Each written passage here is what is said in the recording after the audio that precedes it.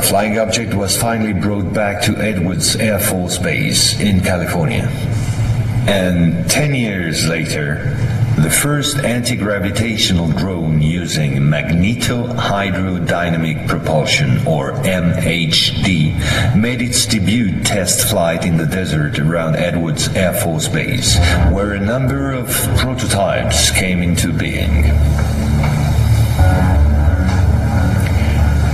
The Belgians got a small glimpse of so-called UFOs in 1989 and 1990.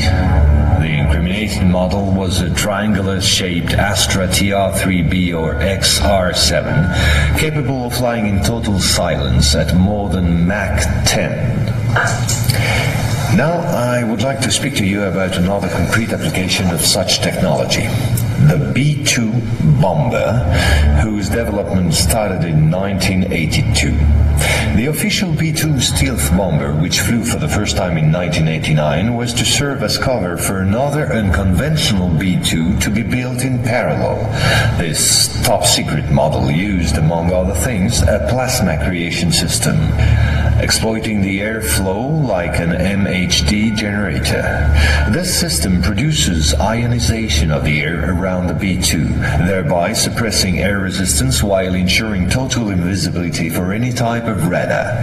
This nuclear bomber has flown for 15 years now at more than Mach 10. It can fly around the Earth in just a few hours without being seen.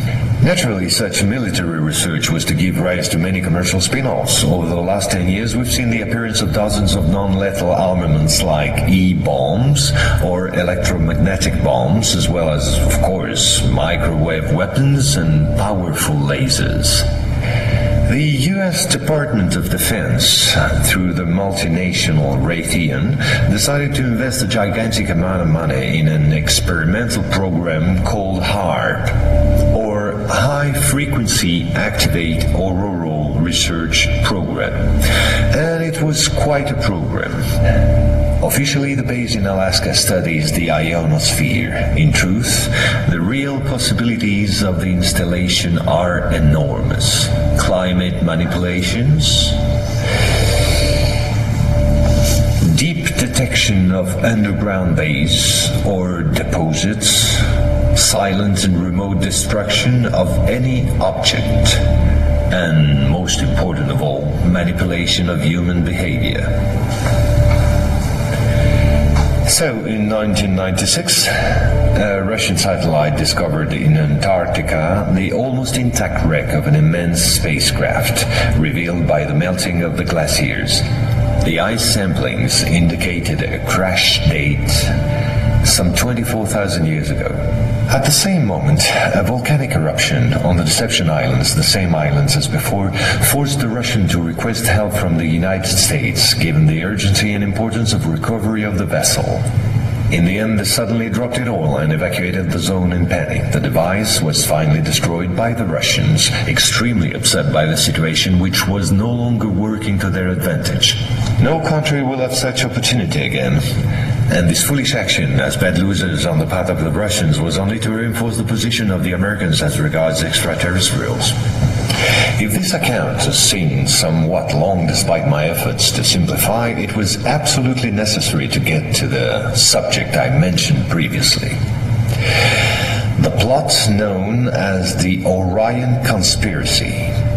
Our research group is convinced that UFOs constructed by the Americans or the Russians will be used to support an hoax attack on the Earth of extraterrestrial origin.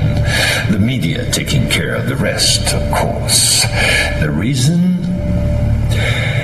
Once the threats of international terrorism has dissipated, the war economies of the major powers, with the United States at the head of the pack, will need a new enemy in order to still prosper.